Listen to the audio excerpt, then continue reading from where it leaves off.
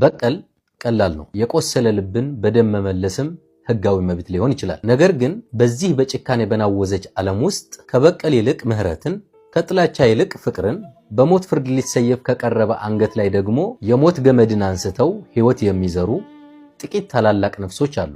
ዛሬ የምነግራችሁ ታሪክ እጅግ በጣም ልብ የሚሰብር አይናችሁን በእንባ የሚያጥብ ቢሆንም ዳግመኛ ግን በሰው ልጅነት ክብር እንድታምኑ ያደርጋቸዋል። እኚህ ከጀርባ በምስሉ የምትመለከቷቸው በሐዘን የጎበጡ በእጃቸው በትር የጨበጡ አዛውንት ዛሬ በመላው ዓለም የሚገኙ በሚሊዮኖች የሚቆጠሩ የሰው ልጆችን እንባ ያረገፉ የሰው ልጅነትን የላቀ ከፍታ በተግባር ያሳዩ ታላቅ አባት ናቸው። ስማቸው ሼኽ ያሕያ ብን ቃኒስ አልቢሸሪ አልጋሕጣኒ ይባላል። እሳቸው በቀል ቀላል በሆነበት ደም በደም በሚታጠብበት ዓለም ውስጥ በጥላቻ ምትክ ፍቅርን፣ በሞት ፍርድ ምትክ ደግሞ ሕይወትን መርጠው የአንዲት ምስኪን እናት እንባ በደስታ ያበሰሩ እውነተኛ የዘመናችን ጀግና ናቸው። ታሪኩ የተፈጸመው በሳዑዲ አረቢያ ደቡባዊ ግዛት በምትገኘው ዓሲር በተባለች ግዛት ነው።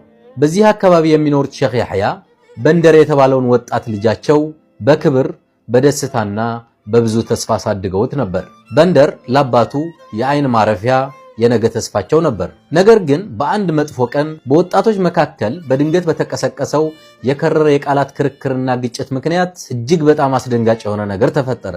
ያሲር የተባለው ወጣት የሼኽ ያሕያን ልጅ የበንደርን ሕይወት ቀጠፈ። የአንድ አባት ዓለምም በአንዲት ጀንበር ፈረሰች። ልጃቸው በንደር በደም መሬት ላይ ወደቀ። የሼኽ ያሕያ ቤት በለቅሶና በከባድ ሐዘን ተሞላ። ወጣቱ ገዳይ ያሲር በቁጥጥር ስር ውሎ ወደ ወህኒ ቤት ተወረወረ።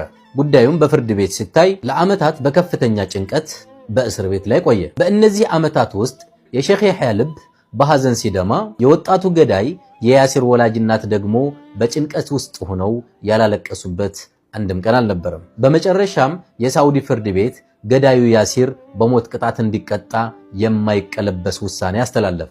ለሼኽ ያሕያ ቤተሰቦች እባካችሁ ይቅር በሉ በሚሉ የሀገሪቷ ታላላቅ ታዋቂ ሽማግሌዎች አማካኝነት በሚሊዮኖች የሚቆጠር ገንዘብ የደም ካሳ ቀረበላቸው። ሼኹ ግን የገንዘብ ካሳውን በፍጹም ሊቀበሉት አልቻሉም። እኔ የልጄን ደም በገንዘብ አልለውጥም፣ የልጄ ነፍስም አልሸጥም በማለት በሚሊዮኖች የሚቆጠሩ ለካሳ የቀረበላቸውን ገንዘብ ውድቅ አደረጉ። ይህን ተከትሎ የፍርድ መፈጸሚያ ጊዜ ተቆረጠ። ሕይወቱ ሊቀጭ ወጣቱ ያሲር የመጨረሻው እስትንፋስ ሊተነፍስ 15 ሰዓታት ብቻ ቀሩ።